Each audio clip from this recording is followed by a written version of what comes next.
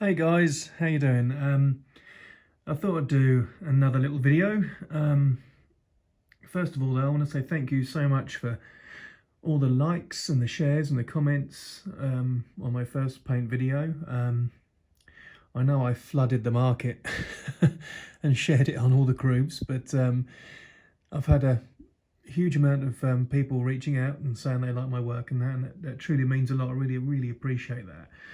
And if I can pass along a bit of help along the way to other people that are just starting off or have been modelling for a while and just want to talk about paint and how we get ourselves in this muddle of painting models, then I hope this can be of help to you guys. Today I'll be working with the acrylics from Archive-X. Guy was nice enough to reach out to me and use me as a guinea pig and send me a lot of acrylic paints, and we went back and forth over them, and they are superb. They are excellent quality paints. I don't think there's even any difference between the enamel quality and these acrylic quality. I love the enamels. I've always worked with acrylics, lacquer-based Tamiya's and that sort of thing. So when I went on to his enamels, it was a bit of a learning curve. But then it just stuck, and I thought they were amazing. And now I'm going back to acrylics again. I thought, uh-oh, here we go. They're not going to adhere as well. They're not going to be as tough. All the things that you associate with waterborne acrylics. But it's the exact opposite. They work beautifully. I've done a studio scale Slave 1 in these acrylics. I've done a studio scale Snowspeeder. Huge models. And although they're big, they have intricate details and require precision painting in certain areas. And these acrylics, they didn't miss a beat. They were superb. And today I'll show you on this Empire Strikes Back ATST, studio scale ATST from Steve Neeson's Nicer Models. It's a nice model. It displays well. Just a few areas need tidying up and a few inaccuracies, but this was built before the huge amount of ref that came out in the Chronicles book appeared, I believe. So Lee and Guy and all the rest of the guys on the RPF back in the day nailed these donors, and I think I can't remember who did the master for Steve for this. It might have even been Steve himself, I'm not sure, but someone will comment on that and put me right. But he did a small run of this kit, and it's a good model to use as an example with effects. I can use these acrylics. I can do the streaking on the side and the splattering, and just go right from primer to finish almost. This is primed in Halford's grey primer, which in these big cans is a superb primer, although recently they've got slightly darker, so you do have to lay on that top coat a bit more.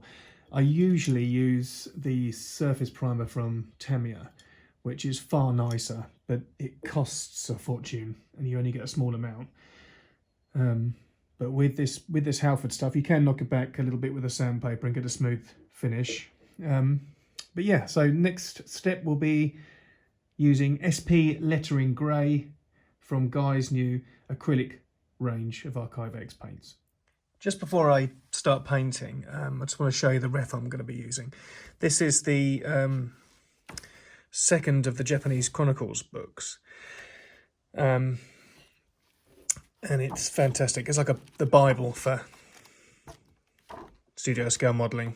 It's got everything in it. The first Chronicles is a gorgeous book as well, but this is just taking it up another level. There's so many lovely ref pictures in here. Unfortunately, all the ref for the ATST is in black and white, but it does give a good idea of where the blast marks are and the general wear and tear on it. I mean, the left-hand side of the head, or the right-hand side, has got nothing on it because that's the non-hero side, I believe. But it's still got some nice chipping up here and in some areas that I can replicate. But this won't be identical to this. I'm going to do my own thing on it and just try and show you some different techniques. So, but I'll use this as a rough guide. Okay, so we've got the head here ready, sitting in primer. There's tons more cleanup. I've noticed that it's appalling, really, the state of this thing. But for the purpose of a paint video, I'm letting it go. These are how the acrylics come. Obviously, the new ones have a much nicer logo on that's been expertly created by Guy, and it looks fantastic. But essentially, they are in these dropper bottles that have the spring-loaded nozzle. Really easy to use, a couple of drops in, and then Guy's thinner mixed in about 50-50, same as the enamels. He sent some of the older ones in these older pots, so they are acrylics, they just look like they're from the older pots. And this one is SP lettering grey. Now, this could be on the dark side, but we'll have a play. It might need some Reefer White mixed in, not sure. We'll find out in a minute. I did do one in enamels a while back, and I think that was SP lettering grey because we think the ATAT walkers were also SP lettering grey. It just makes sense that they would have sprayed the chicken walkers in the same colour. So it's still a bit thick. Touch more thinner. People say it should be the consistency of milk, but I say it should be the consistency of orange juice.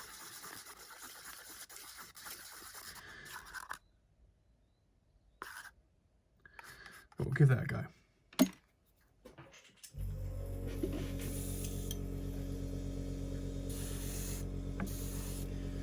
The other, if I can speak properly, the other thing these acrylics do, like the enamels have a better sort of covering initially. It just means you've got to do an extra layer with the waterborne acrylics. You'll understand what I mean in a minute. So the first couple of passes, just do light passes and just build up the base coat from these light passes. And I know this is boring to watch me literally spray one colour over the head, but it's a case of just showing you it's light coats.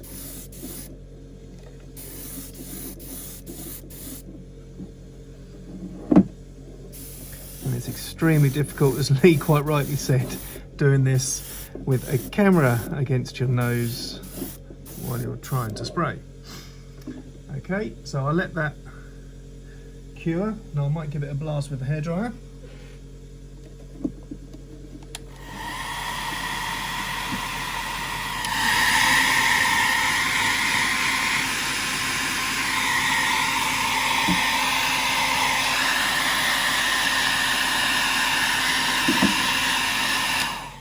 And I'll be repeating this process over and over again, just literally light coats until I've built up the right colour.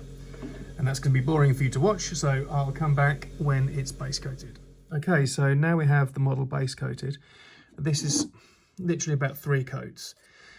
And I mean, some of it's still a bit wet, but it's bulletproof. It's adhered beautifully. Still has that lovely matte look. Lovely smooth finish. I mean, yes, I should have prepared the model better. There's areas where it's rough, but that won't affect the paint job. it's gone on beautifully. And you can see how that SP lettering grey does change in lights. It's very, very tricky to nail these colours, but we believe that's what they used. It could be grime, could be reefer grey light, but this seems to have that warm ivory sort of tone to it. Okay, so now I think I'm going to move on and topically apply the chipping and spattering with a brush. Okay, so rather than sit here for hours with you watching me slowly build this up, I'm going to jump straight to the blast mark on the side, which is a tricky thing to do because it was so random on the original. And to look at it, I think they might have even used a brush. But I'll use the airbrush, and if it looks bad, I'll go in by hand with the brush, or I might do a bit of both. But it's just really to show you how well, at close up with the nozzle off the tip of the airbrush, how well these acrylics spray. This is the SP Lark Dark. You don't want to use black when you're spraying, as Lee said in one of his previous videos. It's just too dark. If you can, always use the greys, the dark greys. Reefer grey light, reefer grey dark, SP lettering, no, SP Lark Dark. Those are the ones that you want to stick to. Okay, so now I'm going to try and replicate this blast mark on the side.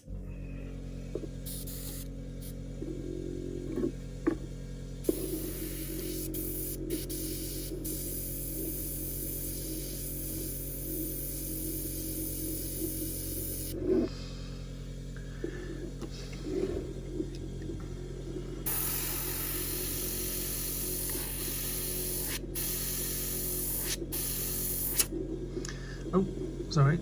So I'm just keeping my finger on the pressure, quite close, and just lifting it back ever so slightly in a sort of a star shape.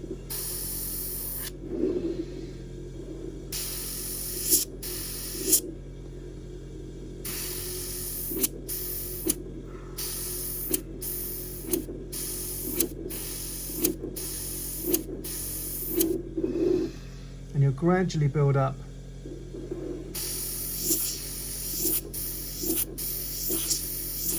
that look that's on the original. You never get it exact, but you just want it to be a rough sort of look. Now, in the ref pictures, they show some that aren't even angled off the blast mark, so it's completely away from the mark. And there's a couple down here.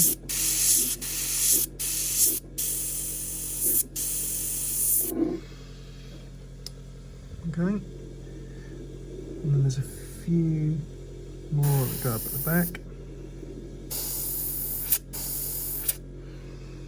I'm actually looking at this through the camera phone rather than the model, so I should pay more attention really. Okay, so that gives you a rough idea. The thinner is thinned right, the paint is thinned right down with the thinner, and I've just created those sporadic sort of blast streaks. That needs to be worked on more, but that gives you an idea. Now, flicking through the pages, under the ear, there's some streaking as well. I say ear, the gun mount. So I'm going to go in there and try and bring those streaks down.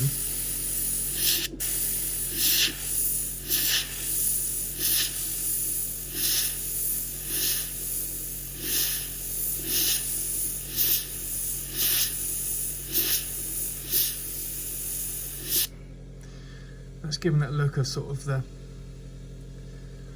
streaking that's running down there. And then on the front of the head, which it actually looks like it's masked, to be honest. So we'll get some masking tape. This is low-tack masking tape. Someone was asking me the other day what masking tape I use. This is literally just low-tack painter's masking tape, so you don't take any of the base coat off. And then you want to just do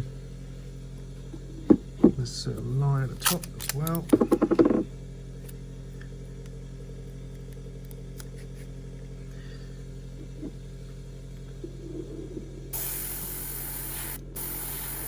Practice on the tape first before you move over. And you almost want to have it as overspray, because you'll be amazed at how much of a streak you've created even with that little amount on there. So just literally use it as overspray. And if you feel a bit more brave, you can go in and do one lower down. And now that will show quite a stark mark. See? And then there's some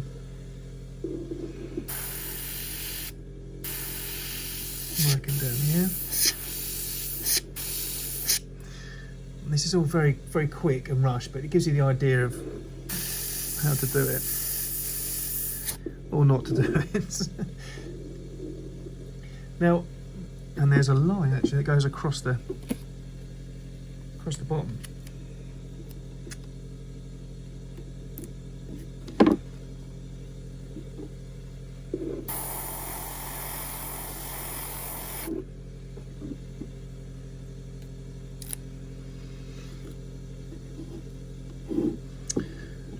Okay, so all that can be worked up on.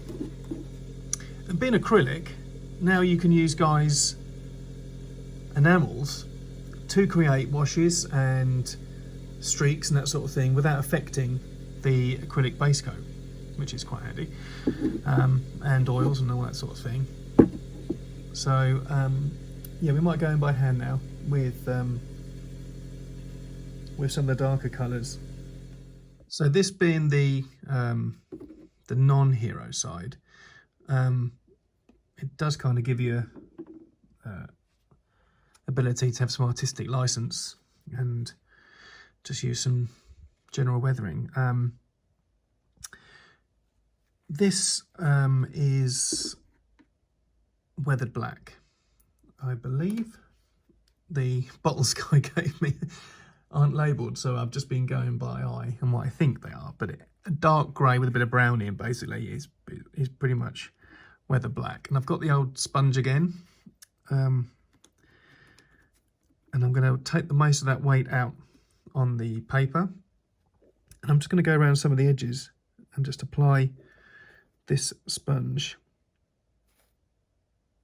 to give the look of chipped paint and rust build up. Along the edges here would work, and keep rotating the sponge so you don't get repeated chips. I know this isn't quite an ILM method, but it's just a bit of fun that we can use on the non-hero side, just to give our models a bit of a fun weathered look. It's actually like an armourer technique on the armourer models, but even now and then I like to add it to my studio scale models. And then you can go in by hand, and because this is acrylic, it paints on so well, and you can just do sort of some micro chipping and just create little patterns. And then after this has gone on, we can go in with a rust, literally rust, and do some streaking with that.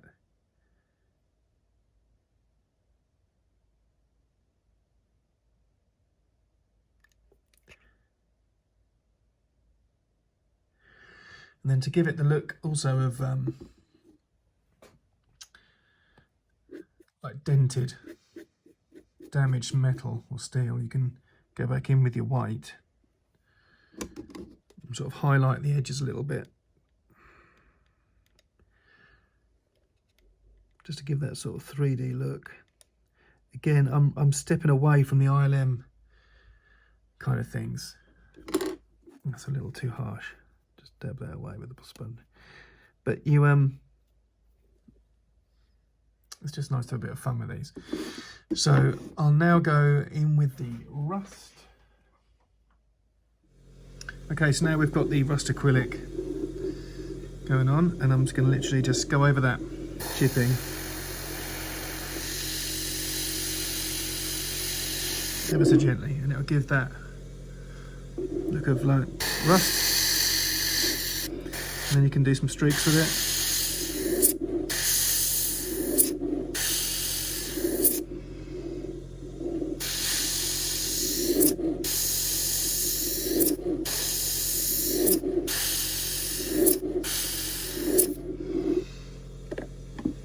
It's hard to see with this harsh lighting, but you get the idea. Go around the edges.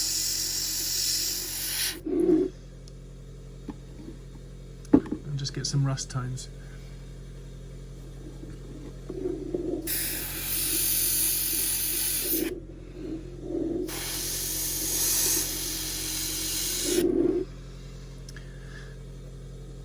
And I'm going to repeat all this and just carry on layering up the effects, the splattering like I showed you on the X-Wing videos, some more streaking, some more blast mark work, and hopefully it will look like a Empire Strikes Back ATST. I'm just going around now, just adding these dents and marks that can be seen on the filming miniature, and just defining some of these streaking marks just by hand, very carefully.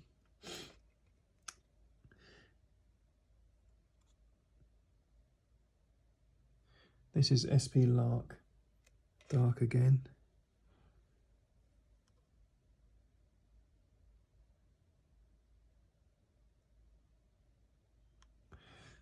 Just adding random little splodges and splattering effects.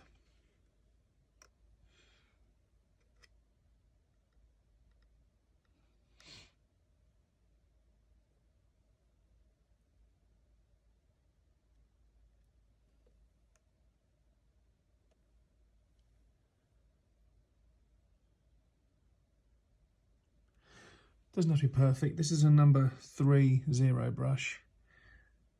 Just dipped in some of that watered down SP lettering. No, SP Lark Dark, sorry, keep getting that wrong. Again, I don't think ILM did this, but it's our way of replicating it. If you want it to be pretty much exact, you have to go in with a brush sometimes and then work over that with the airbrush to give it that random look.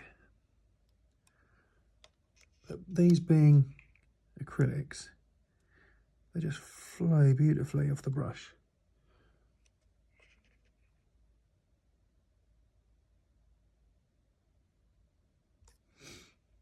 And you can build up these streaks so easily. But again, this is going to be boring for you guys to watch, so I'll come back after I've done more of it. So that's the face after some more weathering by hand. And there's a lot more work to be done on this blast mark. But again, the ref's fine. It's just always out of focus and at a different angle than you want. But they just have to work, working it up with these streaks.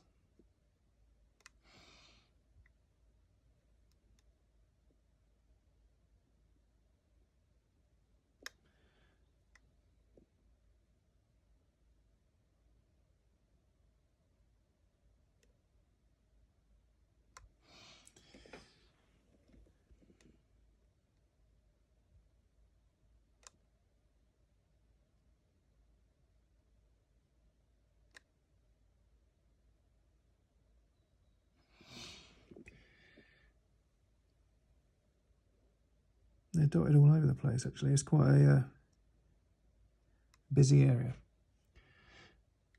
So there you go. I'll perhaps put a picture at the end of how it looks, but this simply was just a quick video to show you some techniques that you can use with these acrylics. On the back, on the ref, you can see a lot of the spattering going on. So if I can just hold this properly. If that's the case, of just getting the paint on the end of like a stiff brush and literally just flicking it off the edge. Not too much, and it gives that spattering effect. You can do that with the airbrush too, like I was showing, but it's just simple, just flicking off a stiff brush.